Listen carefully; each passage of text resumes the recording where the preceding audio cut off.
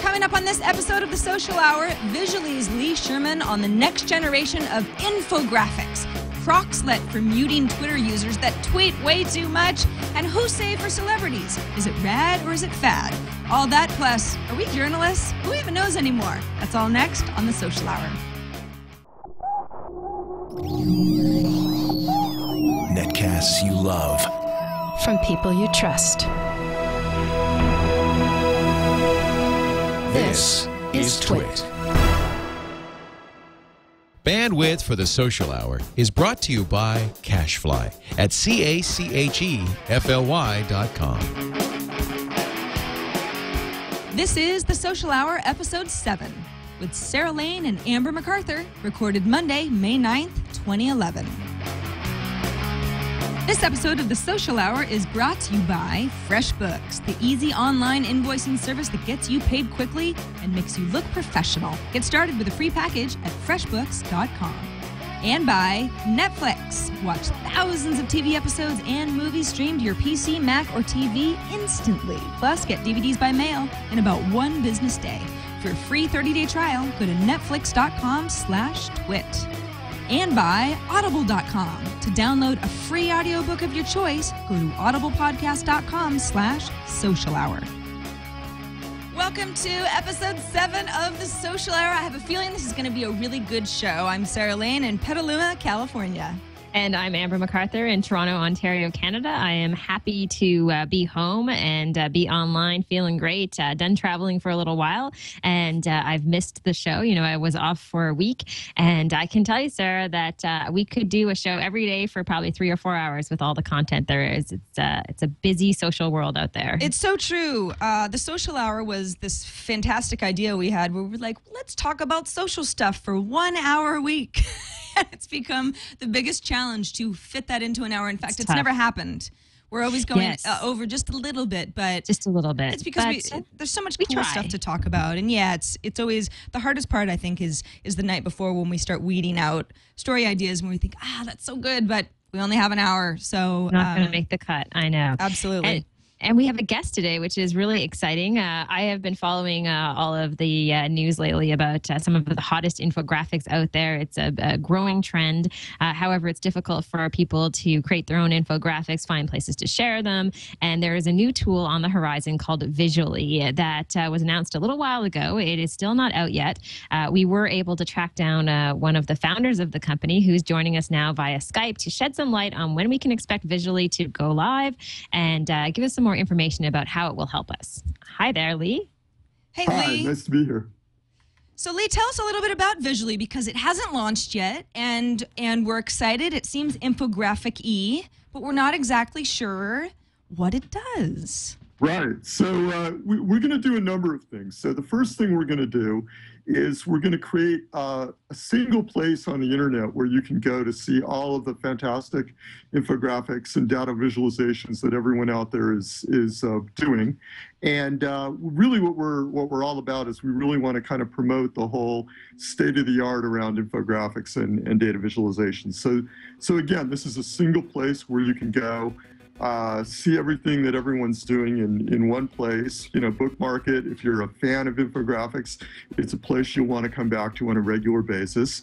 And designers can participate in a design community, upload their own designs, and create portfolios where publishers can see their work. And really what we're trying to do is connect publishers with designers.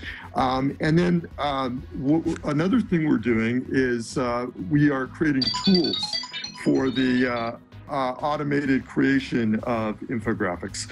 So we're going to make it a lot easier to make these things, and we're going to make these tools available really to everyone out there. And the other thing is we also have a team of our own data analysts, designers, editors, etc., to help publishers create these. So we'll be doing original work as well. It seems like this is a real need out there, Lee, because it is such a popular trend. However, there are not that many people who understand how to create infographics. And those people who do and who are really good, the reality is that they're just too busy to take on new clients. And so there are average people out there like myself who want to know how to create their infographics on their own. So as far as the tools to create your own infographics, will it be pretty easy even for someone who doesn't have a lot of design skills to come in, throw in some data, and then push out something that actually looks good?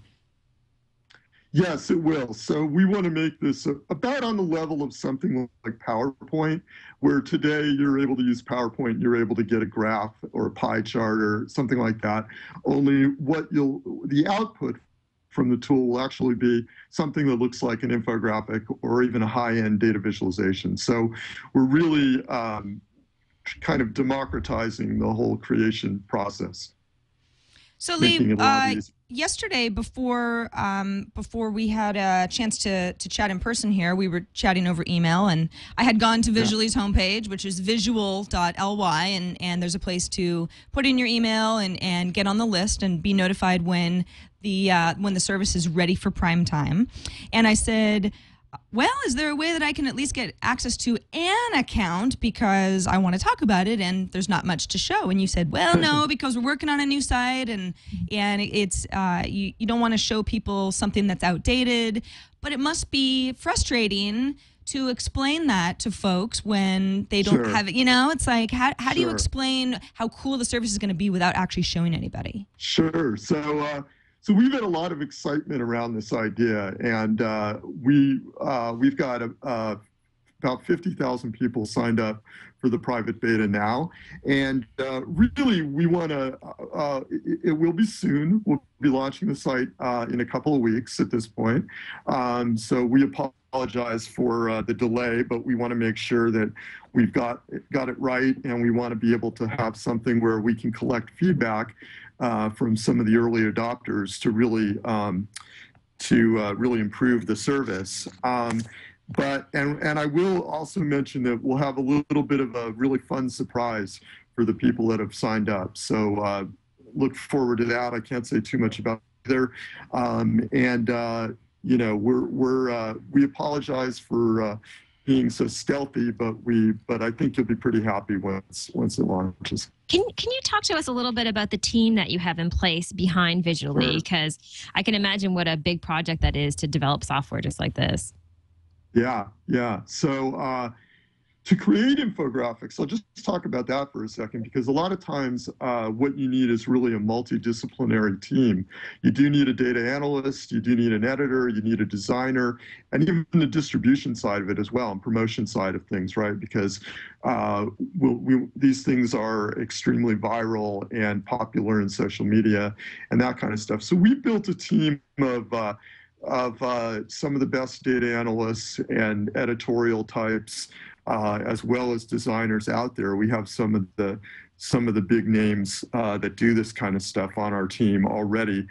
And then on the engineering side, you know, a little bit more unsung heroes there, but we've got a pretty strong engineering team as well, building the software and trying to make it as easy to use. And it'll be a web-based tool, so you'll be able to come in, log into your account, and have access to some unique data, and then be able to spit out an infographic that you can then plug and play on your website or whatever you want to do with it. Lee, when I signed up just now, and if you can see on Visually's website what you guys say is thank you very much. If you want to kind of climb up the ranks in the line, you can share this with your friends. We've got a handy URL. You've got a nice Facebook like button, easily tweet, invite others by mail. This isn't the first situation where I've seen the suggestion to spread the word, help us spread the word, and you'll get access to the service when we're ready quicker than somebody who doesn't use social tools.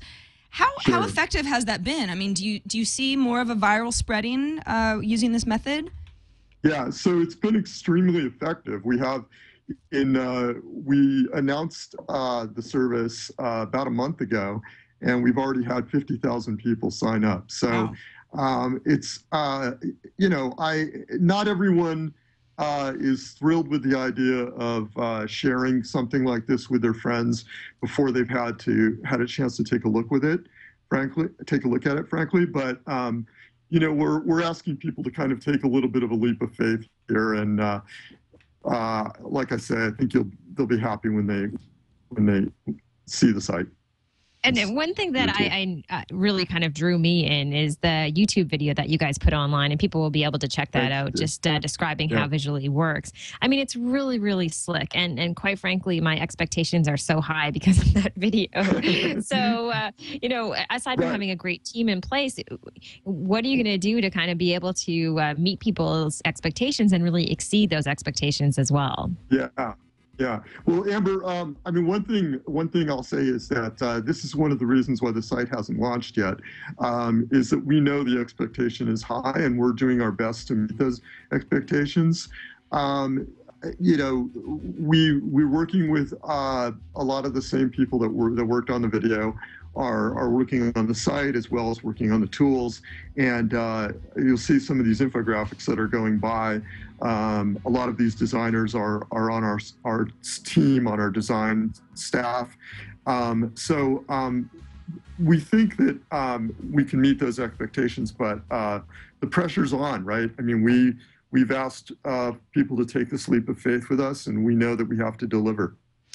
Lee, what is it about infographics, the idea of visualizing data, numbers or comparisons, that has become such an internet thing? You see a lot more infographics, and I don't know if that's just because the tools are there, and this is the right time to kind of expand on the concept. Is it because that's how people's brains absorb information more readily? Yeah. So the first thing I think, Sarah, is that we're in the age of big data. There's more information out there than ever before. And along with that, people have less and less time to consume information. So infographics are a great way to get kind of tell the story in a bite-sized way that is easily consumable, and also very shareable as well, right? So it's easy to send infographics around to your friends. And we find that they're a great way to explain complex topics. So they're used a lot in certain areas, like whether it's economics or politics, sports, health. There's a lot of infographics about the environment. There's a lot of infographics about social media also, such as Twitter and Facebook. So it's just a really kind of contemporary way, I think, of presenting information and sharing information. And it's been around for a while, but it's becoming more and more popular. Well, it seems like it's going to be an amazing tool. I cannot wait to give it a whirl. So like you said, we should expect that it goes live in a couple of weeks. Hopefully you will let us know, since we're signed up for an invite. We may know quickly too. You'll be the first in line. All right. Okay. Lee Sherman, thanks so much for joining us. It was great to talk to you. Visually we're intrigued. Amber and I, we're on board. Lee Sherman, co-founder and chief content officer of Visually. That's visual.ly. Thanks so much for chatting with us today. Thanks. Bye. Thank you. So Amber, what are we gonna do about this visualization? How are we gonna deal until we get access to this? I don't know, Sarah, but I won't be creating my own infographics. Like I said, I think it's a really amazing skill to have, and it's not easy to do. So, but there are times where I think, wow, this would be a great infographic. I don't necessarily want to write an article or produce some type of report for work, and it would be nice to just put something into some beautiful design. And it became really relevant to me. Recently, I spoke at an education conference, and I was talking to some of the teachers about how I thought that a lot of students would love to learn how to create infographics. Imagine doing an assignment and you could hand that in instead of an essay, or maybe this is the future of how content is delivered. So hopefully it's a really cool tool. I think it looks like it is, and it'll be fun to just give it a try. Absolutely, yeah. I'm excited. It's not that often that I haven't played around with a service and I'm still like, this seems really great. Usually it's like, if I haven't tried, who knows, because there are so many good and bad services. But, another service that is really great that I know we can pretty much thank you for turning us on to is FreshBooks. FreshBooks is one of those services that helps you invoice folks, people that need to pay you for a job well done. Maybe you made some infographics for some folks and they said, we'll give you $50 per infographic or something like that. And you don't want to be that person who's bugging the company. You want to be professional. You want to invoice them. You want to get paid on time. FreshBooks is the place to go, isn't it? It sure is. I've been using them for a few years now, quite a while. I mean, and it really has made the whole process of invoicing and keeping track of all the money coming into my company and also going out. It's just a really handy web-based tool that will take the pain out of invoicing. So often when you're dealing with clients, either they're late with an invoice or maybe they didn't properly send you the right amount of money, whatever it might be. This just really streamlines the process. So you put it into a reliable service like FreshBooks, and they manage all of that. So if you need to send reminders, you need to keep track of who's paid, who hasn't paid, it's all right there. So you don't have to waste a ton of time dealing with your accounting for your small, medium, or even a large size business. You can do it all within the FreshBooks interface. Yeah, FreshBooks is... what they'll do is they'll take care of your invoicing for you. They'll help set up reminders. You can help... They'll help you bill by the hour if you're doing hourly billing type of services. And you can get paid a variety of different ways. You can get checks. You can get money deposited to your bank account, PayPal, variety of other online ways. Or you can do everything through the mail. If that's what you want to do or that's how your clients like to work, FreshBooks will pretty much work in any scenario that you need it to work. Amber uses it, and you can actually use it too for up to 3 of your clients today, absolutely free. A lot of people don't have more than 3 clients. If you have more, they've got really, really, really reasonable pricing options. There's kind of something for everybody, whether you have a really robust business or you're just a freelancer doing odd jobs here and there. You still want your invoices to look awesome. You want to be a professional. That's how you're displaying yourself to the world, and FreshBooks will help you do that. It's freshbooks.com. It's so easy to sign up, just takes a few seconds, and again, free for up to 3 of your clients. So, hey, if you're just getting going, try out FreshBooks. It will only make your life easier, and we thank them so much for sponsoring this episode of The Social Hour. Yeah, they're awesome. One thing, and I keep talking about how much I love FreshBooks, but you hit on a really good point, Sarah, which is your clients will love FreshBooks too, because it just makes their lives easier as well, because they have these really great looking invoices, and it's all within the system, and they can check in, and it just, again, just like I said, it just streamlines the whole process. So it's fantastic. I love them. Yay. Love, love, love. Good. Match made in heaven. FreshBooks. I gotta do some more freelancing so I can use it. Yeah, it's worth it. I'm at TWiT so much right now. It's like, well, eventually, it kind of goes in waves for me. I get a lot of work at one point. I mean, you know all about that, working in the media. Speaking of the media, I have a question for you, Amber. And this is one of these questions that you never know the answer to because everyone has a differing opinion. Mm-hmm. Do you consider yourself a journalist? Yeah, that's a really good question. And I know this was kind of triggered by the conversation that was going on TechCrunch with Michael Arrington and him talking about how he does invest in companies, but he is upfront about that. And I don't know, it's funny because I oftentimes do call myself a journalist, but the reality is if I were to try to make a full-time living right now, just off doing some of the writing that I do and some of the TV stuff I do, it really wouldn't be a great living. So I'm forced into doing other things, which I love, like speaking and consulting. So for me, I think I am a journalist. However, I think the definition of a journalist has changed a little bit.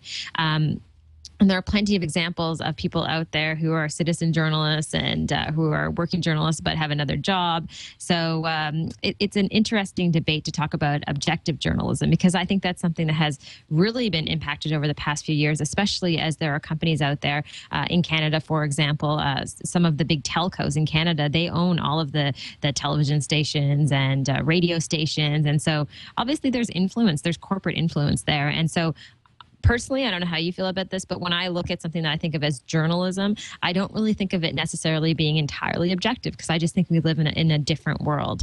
So I think there's been a lot of change. Yeah, I agree with you. And for anybody who's kind of like, what is this whole debate? What are they talking about? There was a back and forth that's been going on, I guess, for a couple weeks now, but in the last week, very, very heated debate with a lot of opinions online. It all started with Michael Arrington, who, of course, runs TechCrunch.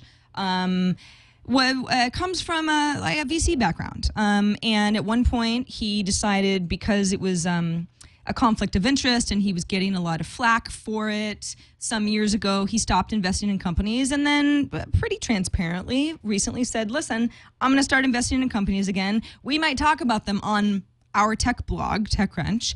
If we do, I'm either not going to write about it, or if there's any sort of disclosure to be made, it will be made. And you can kind of take with that what you will. And there were a lot of differing opinions. I mean, Kara Swisher is was one of the bloggers. I don't know if she wants to call herself a blogger or a journalist, but I mean, they're all blogs anyway, who said, listen, you can't do stuff like that. And so there's been some back and forth, and some people would say that this is, just kind of infighting, inside baseball, blogger spats that come up every once in a while. But it is an interesting debate. It's kind of like, listen, is anybody really objective anymore? I mean, Amber, you and I, are we objective? I mean, my boyfriend works at TechCrunch. That's something that I don't have a problem saying. I certainly wouldn't want to lead people astray, and I wouldn't want anyone to think that I talk about anything that they would write because of that reason. It's just something where it's like, that's the reality. Relationships are complicated. Certainly in the technology world, people are intertwined in all sorts of ways. And even if you're not monetarily benefiting from a company doing well, having a friendship with folks or a relationship with folks, that factors in too. So in my opinion, I don't really know what the right answer is, except to say that as much transparency as possible is the only way to be honest. And that way people can say either, well, we like your approach, we're cool with this, or we're not, but at least you're not holding anything back. Yeah, no, I think transparency is the key word there. So just being honest and upfront about who else you're working for. And I know even when if I tweet something and it's something we've worked on for a client, I'll always just mention that it's a client link that I'm putting out there just so people know. And I think people expect more and more of that. And I will say, I know Michael Arrington, there's been some upsets along the way. And, people have been very critical of him, including myself. And I think the reality is, though, I didn't start reading TechCrunch because, Michael Arrington was objective. I don't think he was ever objective in many ways, in the sense that he always had an opinion on something, and I always kind of knew he was involved with some companies. And so I think people need to kind of remember that a little bit. I wouldn't necessarily call all of the articles on TechCrunch objective journalism. They're just not. And they have advertisers and sponsors just like the rest of us. And those things are going to influence the way that their editorial is written. And again, I'll just go back to say that's the world we live in. Now, if I want objective journalism, I listen to NPR all the time. And in Canada, we have CBC, which I think is about as objective as you can get in most cases. However, sometimes you do see some shifts there where they're influenced a little bit as well by corporations, but, it's pretty close to being objective. So I think you just have to, look at the source where you're getting information, and then think about who the advertisers are and who they've brought on board, and who the people are who are presenting information, and just do a little bit of legwork on your own, and then expect that transparency from the people on the front end who are calling themselves journalists. And I think that you make a good point that this is all, we can talk about this and say, listen, just be yourself, be honest. That's all you can really do. We're in an age where objective journalism is difficult, if not impossible. But then what happens is everyone reading little disclosures that might be at the bottom of blog posts. I mean, these are very successful people who have very influential voices. They can make or break companies sometimes. So it's kind of like when you get into the social aspect of this, and links are being shared, and people don't really understand what might be behind the motivation to write, a review or a story, or to trash something, or it's like, and it goes just beyond journalists. I mean, these are people who invest in things, people who build competing products.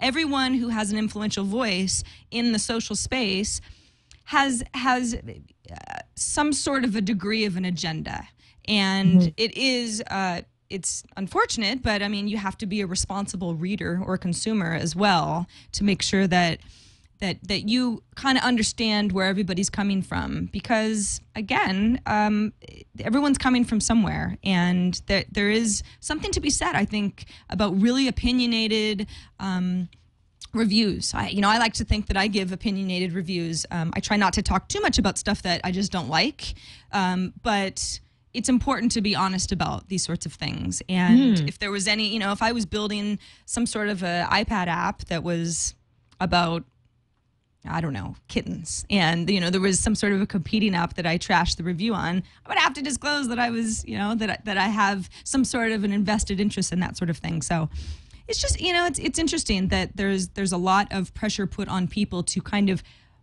to read between the lines and figure out where their news is coming from and why they're getting it in the way that they're getting it. I mean, I think the good news, though, is that it's never been easier to get information about companies and individuals and dig up their past history if they've worked with companies and there is any type of conflict of interest. And I would also say with the younger generation, I think they're more media savvy than ever before, and they're really in tune to getting information from companies, and they understand that, okay, well, here's a little bit of history about this company and maybe why their view is slanted in this direction. So I think we're all getting more media savvy, and I think it's something even that should be taught in schools is teach students how to almost analyze the news and the information that they're getting, so they understand what's objective, what's not, and how to kind of make that distinction between those things. Absolutely. Speaking of adding things socially and sharing links, Twitter, you may have heard of it. It's this little site where you have 140 characters and you have to say something really interesting about your day. I'm kidding, of course. We all know about Twitter, but you may not know about this extremely handy Chrome extension. And actually, it's an add-on for a variety of third-party Twitter services. Seismic is one of them, and I believe TweetDeck as well. So let me show you what I'm talking about. I'm using the Chrome extension because I use Chrome, and so that works out well for me. If you see up here in the upper left-hand corner next to the Twitter icon, there's sort of this little P icon. Well, what's that? It is something called Proxlet, and it's a Chrome extension add-on that allows me to filter my Twitter stream in a variety of ways, most notably muting people. So let's just say, I'll use Brian Brushwood because everyone knows that I would never mute Brian Brushwood. He's just the guy I have to use as an example. So I'm hovering over this tweet. It's a tweet about magic because Brian Brushwood is a magician. So I've got all these options here. I can click on the permalink to the tweet. I could favorite it. I could retweet. I could reply to him. Now, something called Proxlet. That's also an option. So if I click on that, now I've got these options to mute Schwood, that's his Twitter name, for a day, for a week, for wherever. So that's a really good, handy tool for people who are just like, for friend reasons. I might run into you at our favorite cafe and don't want you to know that I'm followed you. So I don't have to unfollow you. I could just mute you forever.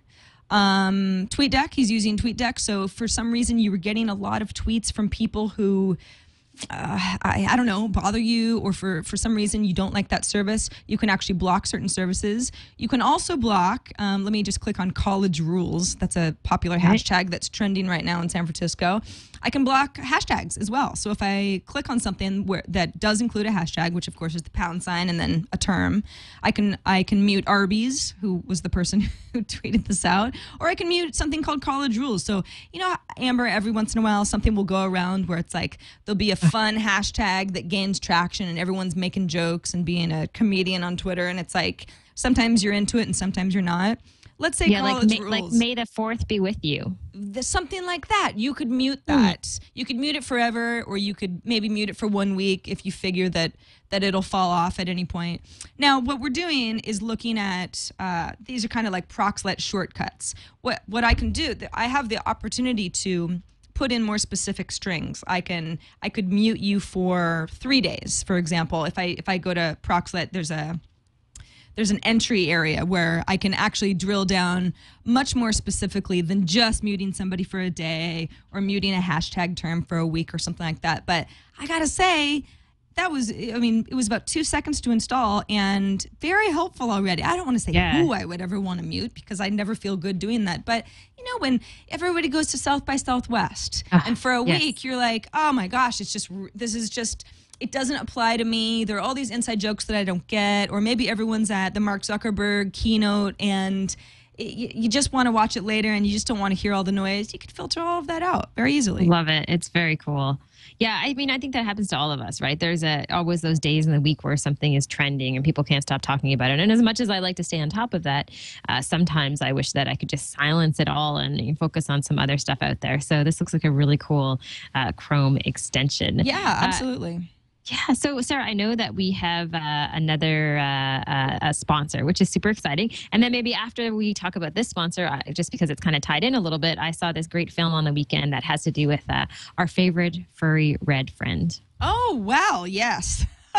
Do tell me more. But first, we want to talk about Netflix because Netflix is...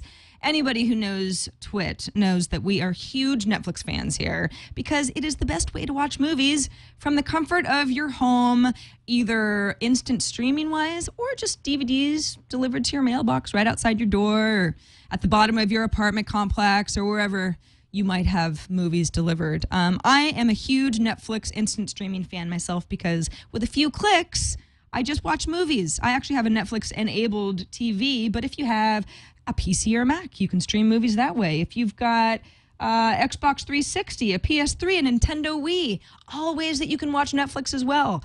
And the interface is really easy, and they're adding movies all the time. For example, looking at the Netflix website right now, Star Trek. Star Trek was a great movie. Gosh, when did that come out? 2009? I think it was 2009. That is an awesome movie. I loved it. Now it's on Netflix streaming. Their collection is big and growing all the time. New in town, haven't heard of it. Maybe I should put it in my queue. If you're unfamiliar with how Netflix works, what you do is you sign up. You get a 1-month free trial, by the way. So you can watch movies for free for a month. So there's really nothing stopping you. Once you sign up, you just start adding movies to your queue. So that's pretty much just an online list that's an order of how you want to receive your movie. So whatever's next in your queue is the movie that you're watching next. What if you want to reorder? That's easy. It's just a matter of dragging and dropping, and you can totally reorder your list. Or let's say your loved one and you share a Netflix account. I hear this story all the time where they go, wait a second, she put all of her movies at the top. You can just reorder again and hopefully work it out between the two of you. Netflix.com/twit is the URL to start your free trial. We love them. Can't say enough good stuff about Netflix. I watch movies. I'm a big movie person. I watch movies on Netflix streaming 2-3 nights a week. Works well. And for Blu-ray fans, you can get those delivered in their delivery service as well.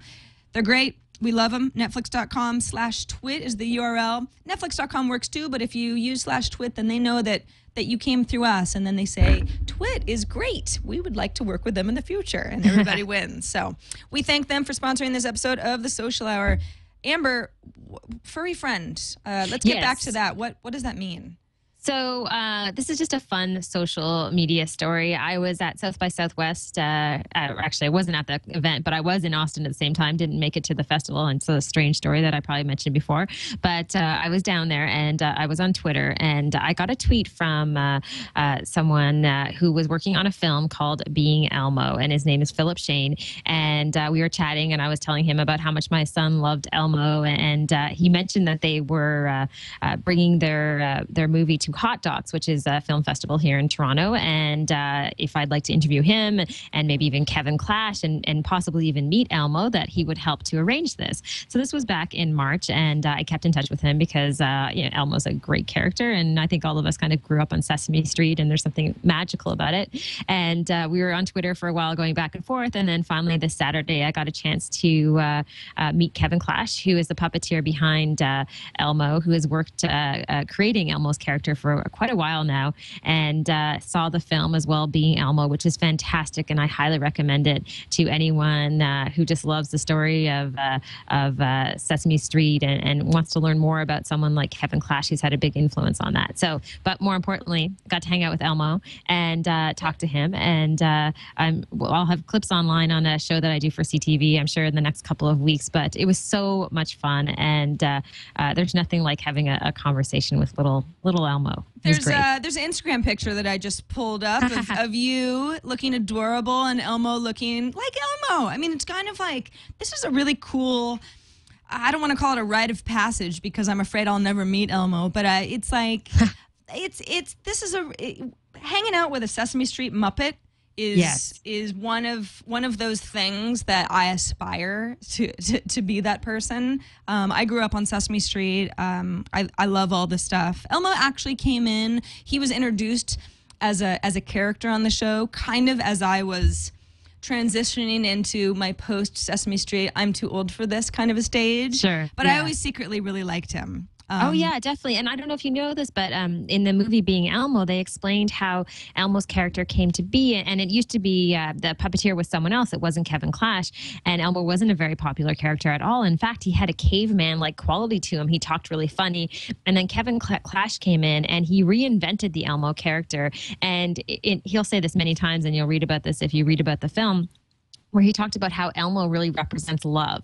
That's what Elmo is all about. He's all about love and kindness. And I never thought about that before, but I think that's why, toddlers love Elmo. He's always hugging and kissing. Oh, Elmo loves you. Oh, it's okay. And it was neat to meet both Elmo and Kevin Clash. And you just see how talented Kevin Clash is. He's below Elmo, and Elmo's talking to me, and he's just hilarious. I said to Elmo, well, I wore red so that I would match you, Elmo. And he says, oh, good. Well, maybe I should have come in the flesh. Just all these funny comments. And so it was a lot of fun. But I mean, that whole meeting just came about because of a little Twitter message that I got from some guy, and I just followed up on it, and ended up spending some time with Philip yesterday too, and interviewing him, and it was just really fun. So I when you talk about social media, it's just stories like that, to me, that's where all these platforms become so powerful. Absolutely.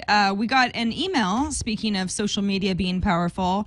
In the long saga of whether it's worth it to use social media in order to get through to a brand who's either doing something good or more often doing something wrong that you need fixed, and you need them to recognize you as a consumer who has needs.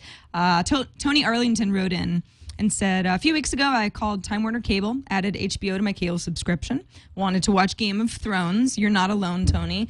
I called Time Warner a couple hours before the show, and then they told me I needed to call back the next day. They couldn't resolve my issue, and I was angry because I wanted to watch Game of Thrones in an hour. So I went to Twitter, and I tweeted to HBO that Time Warner Cable couldn't add their channel to my account. I said how much I hated Time Warner Cable, etc. Again, heat of the moment. Tony's not alone. I have done the same. Woke up the next morning. I received a DM on Twitter from Time Warner Cable Help, and they'd seen my tweet, and they wanted to see what they could do to make it right. And I had 10 followers at this point on Twitter, Tony says. So this is not me being like, some suggested user list power Twitter user. This is just a guy. And he said, yeah, so in the grand scheme of Twitter, I have zero sway with anybody. Probably not true, Tony, but we get the point. I gave Time Warner Cable Help my info, and within 3 hours, they had phoned me directly. The issue was resolved. Just wanted to let you guys know. It's possible to get social media representatives to assist and resolve issues, and it's not just about shutting people up, even if you're a Twitter nobody.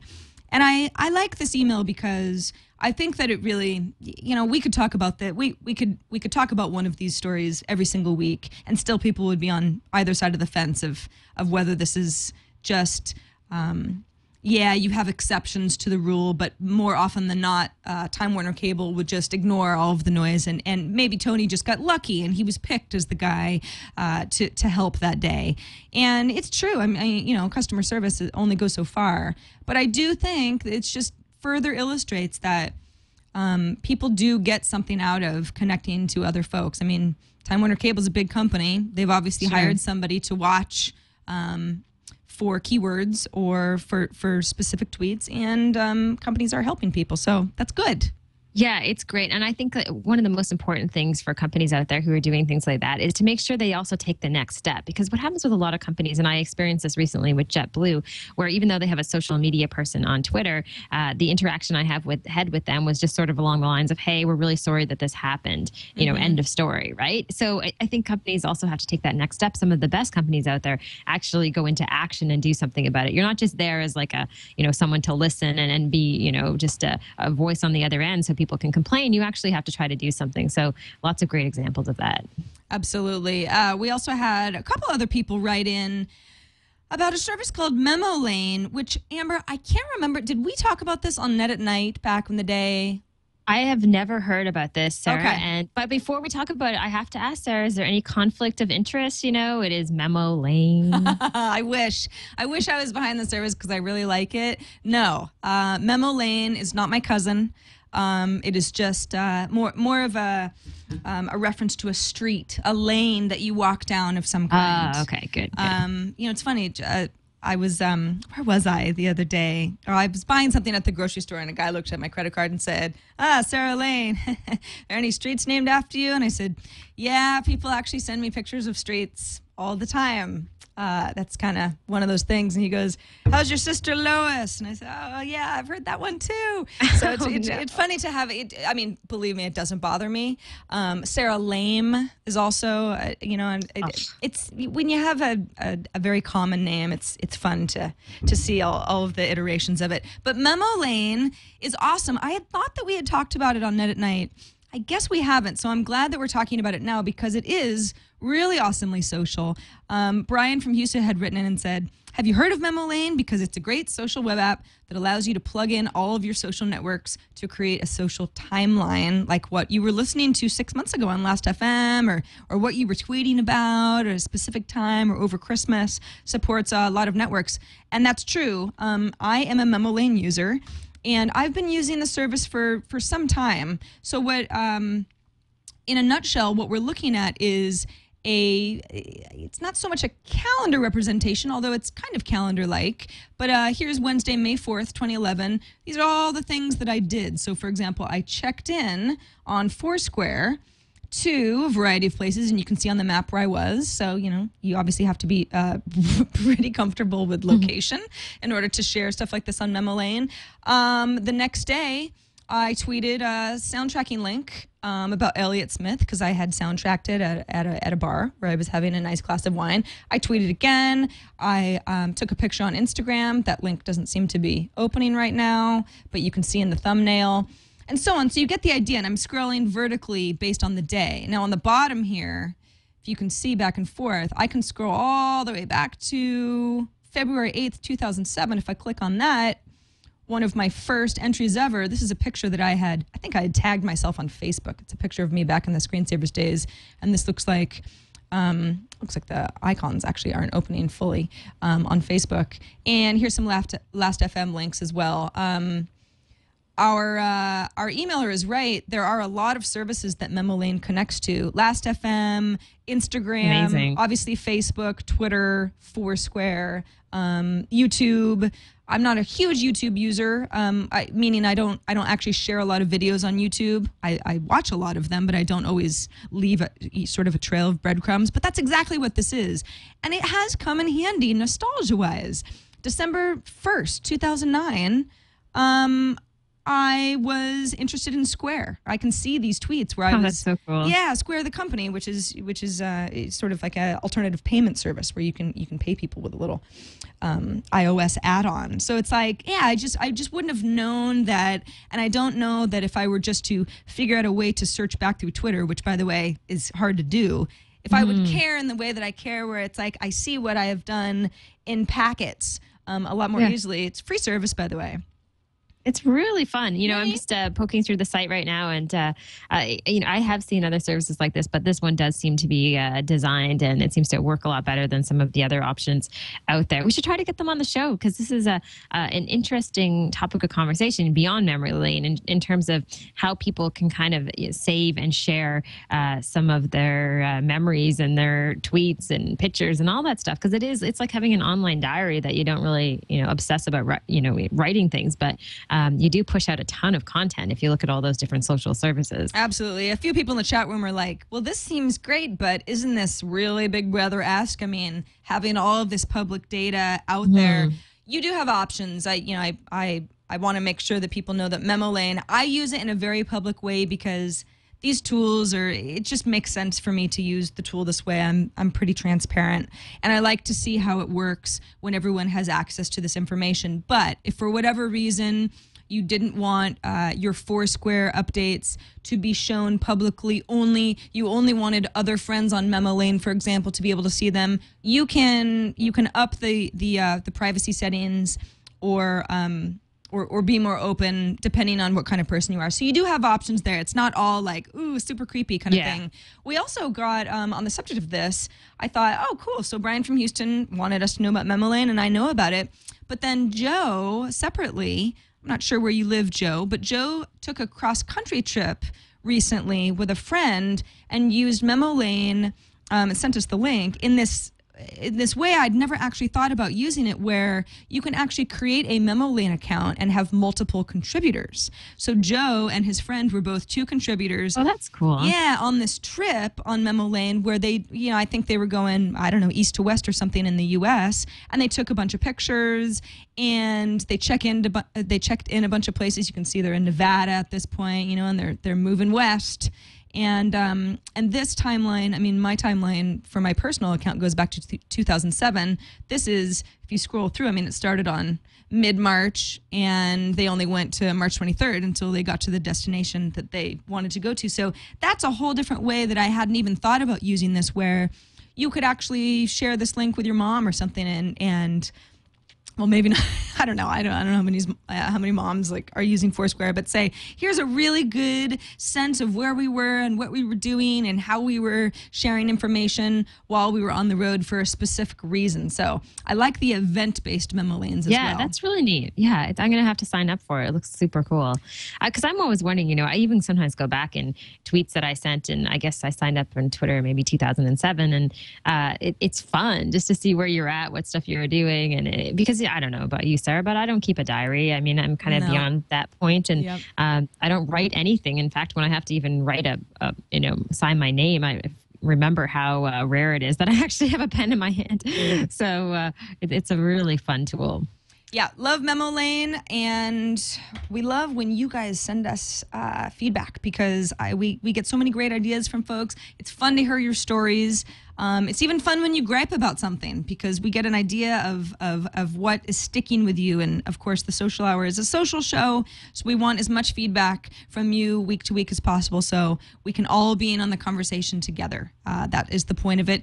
Few ways that you can get a hold of us. The Social Hour at twit.tv is our email. You can leave us a voicemail at 2626social.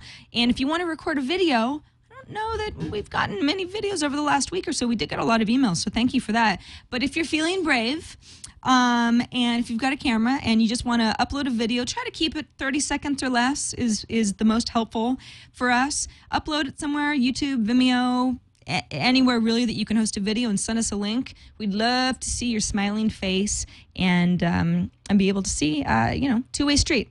You can watch us and we can watch you. So thank you so much for the feedback so far, and we look forward to more. Amber, before we get to our rad or fad portion of the show, we should thank a little company called Audible that I know you use. I keep saying that little company is called because it's my joke, because I know that we know so much about them and that they're great. Audible.com, if you're not familiar with it, is the place to get audiobooks. They have over 75,000 titles. I don't know how many books I've read in my life, but it's probably much less than that. I don't even know if I've read 1,000 books in my life. That seems like a lot, doesn't it? Yeah, it seems like I guess so. It does seem like a lot. It's hard to say. It is hard to say, but they have so many different titles. I have one for a pick this week. If you don't have one, Sarah. No, go for it. What's your pick? Well, I have to say I haven't read this, but I've heard a little bit about it, and I noticed that it's on Audible. And I was thinking, since so many people who are listening in on the show are interested in social media and probably have businesses or have jobs where they need to learn how to kind of promote online, that this book called The Digital Handshake: 7 Proven Strategies to Grow Your Business Using Social Media would be a good read. It came out last year, and it's available now. It's about just over 6 hours, and looks like a pretty comprehensive guide to understanding some of the tips and tricks for social media strategies and getting online in a successful way. That's awesome. It sounds right up our alley, in fact. You know, if you're not familiar with Audible, their website's great. As Amber was explaining Digital Handshake to me, I just typed it right in. It auto-completed. Is this the book you're looking for? And certainly here we are, The Digital Handshake, 7 Proven Strategies to Grow Your Business Using Social Media, which is something that a lot of people could use, by Paul Cheney, narrated by Scott Peterson. What's cool about Audible is that we're going to give you a little free offer. If you want to buy the Digital Handshake, but let's say you want to buy it for $0, you can, because listeners or viewers of the Social Hour get 1 free audiobook for signing up with audible.com. Yay! So if you go to audiblepodcast.com/social hour, that is our special URL, so that Audible knows you came through us and you want this book or any other book, any book. 75,000 titles. Believe me, there's a book out there for you. You can get your free book today. Like Amber said, that's hours and hours of exciting social media tips and tricks to grow your business. Or you could read Twitter Power 2.0, how to dominate your market 1 tweet at a time. There's all sorts of social media books that will give you information and ideas and so on and so forth. Or you could just look through new releases in their most popular area. Audible gives you all sorts of this is nonfiction, fiction, some periodicals even. If you want your newspaper stories read to you, maybe you're in the car like me, you're commuting, you're a bit of a captive audience for a certain amount of time per day, at the gym. Maybe you just like taking long walks.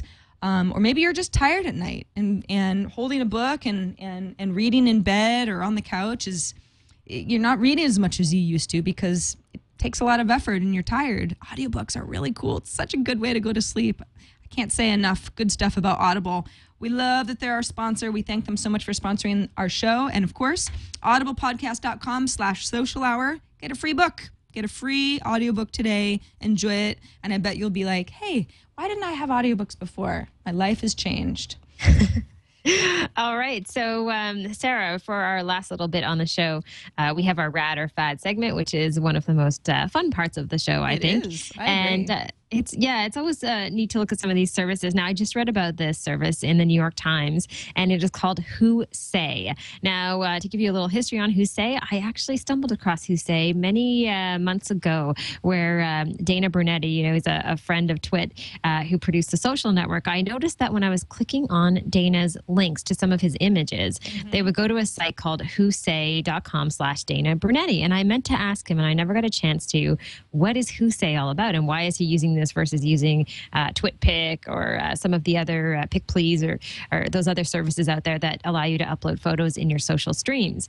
Well, it turns out the New York Times just did an article about WhoSay that talks about how it helps celebrities and special people use social services and upload their photos, but it allows those individuals to retain the rights to their photos. Whereas some of the other services that we're all using, when we put our pictures out there, they can then possibly sell the pictures. They have the rights to them, and we don't really think about that a lot. So the reason I put it in Rad or Fad is that it bugs me that WhoSay is only available to some of these people because it's invite only right now. Whereas I feel like we should all be thinking more about these pictures that we're uploading, because they really do become part of our, like we talked about, our memory lane, if you want to use that phrase. Yeah, this New York Times article, it's interesting because it says they even reference a case where Plixie users and a lot of everyone who uses image services. I mean, there's TwitPic, Plixie, YFrog. I mean, you start seeing the same links over and over. Instagram is a little bit different, but it's still a very popular way that people share links on Twitter. The problem is that, okay, well, that's an easy way to upload, and it's a nice link, and you can see how many people have viewed your pic. But who actually owns that image? And of course, for someone like Tom Hanks, which is what the New York Times uses as a good example, Tom Hanks is using Say. And the whole idea behind Say, as I understand it, is that they allow you to retain the right to your photo. And the reason, it's funny, Amber, that we're talking about Say. that I know. Is it Saley or WhoSay, Sarah? WhoSay. Oh, I'm sorry. It's okay. Saley is the extension. Sure. So I just want to make sure. Yeah. No, the service is called WhoSay. Saley is just the links that I'm always seeing in people's profiles. The reason I know about this is because I actually know somebody who works at WhoSay, because it's part of CAA, which is it's creative artist agency down in Los Angeles, which is a really big PR management firm for celebrities, agents. And Kat Schwartz, who used to work with us at Tech TV and was on Call for Help, the San Francisco edition with Leo, works at WhoSay.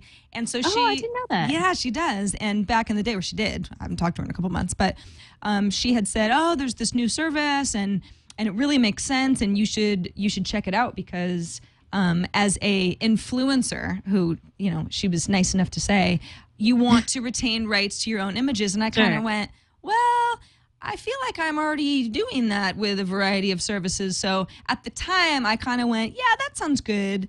But I don't really want to use yet another service, because I at least like to use sort of one to keep all my pictures in one place. And I also don't consider myself a celebrity. So it's like, I don't know, my pictures get copied all over the internet. I mean, what's new?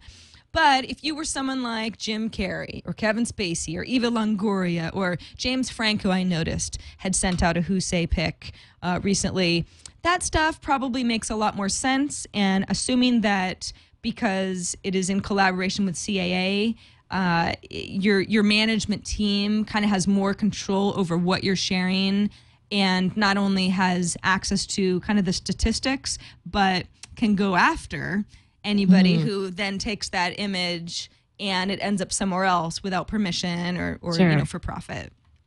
Yeah, no, it's interesting. And I mean, I think we don't talk about this a lot because it's such a casual thing to share photos on some of these social services. So I just thought it was something I haven't thought about a lot in the past. And like you, I don't think a lot of, if someone wants to use some of the images that I send out there, it's not necessarily a big deal. However, you never know. There's examples of people who would use them improperly. And, I think that there needs to be more awareness around this issue and more conversations. And I think Amazon also has part ownership in WhoSay, if I'm correct. Yeah, you're right. Tiny little bit of ownership.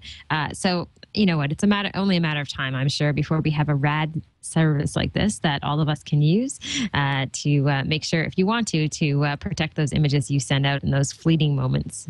Yeah, I mean, I think I'll go ahead and call this rad. It's the fad part of it is, can this catch on in big numbers? Because if you limit it to people who are big celebrities, if we're talking Tom Hanks type stuff, how many Tom Hanks can you actually have? And I would assume that WhoSay's eventual goal is to be used by the masses. Well, the masses aren't celebrities, but if you look at this page, you've got nice tweets, stumble upon, Facebook, sharing and liking buttons. You can embed the photo on your site. Obviously, then WhoSay will know who has shared this. Nice, easy ways to follow Tom Hanks. Apparently, Tom Hanks has a YouTube account, which is really awesome, or at least his management team does. You can view previous photos. It's sort of like an all-in-one, almost like a website type of a thing. Here's a bunch of tweets that he's written recently. I didn't know Tom Hanks was so socially active. And I had no idea. Yeah, they've got Facebook comments enabled where people can comment on the photo. So, it looks really nice and clearly customized with a picture of him in the background. I just wonder, it's rad. I just wonder how it grows. Is it a celebrity fad? Because the idea itself is pretty nice. It's good, yeah. And it's good to know more about it. Now it all makes sense when I see those URLs going out. Yeah. I was wondering. I meant to follow up on it, and I just never thought of it. So it was a good post from the New York Times. All right. Well, at least at this point, it sounds like we're on board with WhoSay. Yes. I keep wanting to say Saley because I've just seen those links so many times. I think it's in the rad category. I don't think it's a fad. Privacy and protecting your rights, that's just going to become more important. Exactly. And I think that they're setting a good example. It's like the people who I guess are the most vulnerable to images being used for nefarious purposes are probably the most well-known, the Tom Hanks or the Kardashians or, whoever's in the news and people want to see images of. And it's important for people to retain control over their image and their likeness and how people are using them. And it makes a lot of sense that this would be a tool that would be built internally at a big company like CAA to make sure that they know what's going on online, because they're all still trying to figure this whole thing out along with the rest of us. Amber, we've come to the end of our social hour, which I believe went a little over an hour. We'll have to do a little bit of editing in post afterwards, but for the most part, I enjoyed it as always, and I already look forward to next Monday. All right. Can't wait, Sarah. It's been fun, and lots more links next week. Absolutely. You can always go to twit.tv/TSH for show archives. This is episode 7, but we've got 6 others. You can catch up on our very first show, on all the shows in between. And of course, all of our show notes go up, sometimes not on the very first day, but within the first few days of the show going live at twit.tv/TSH. That's where you can subscribe to our show as well, iTunes, a variety of other ways, and never miss another episode. I'm Sarah Lane. And I'm Amber MacArthur, and we'll see you next week. All right. Bye-bye, everybody.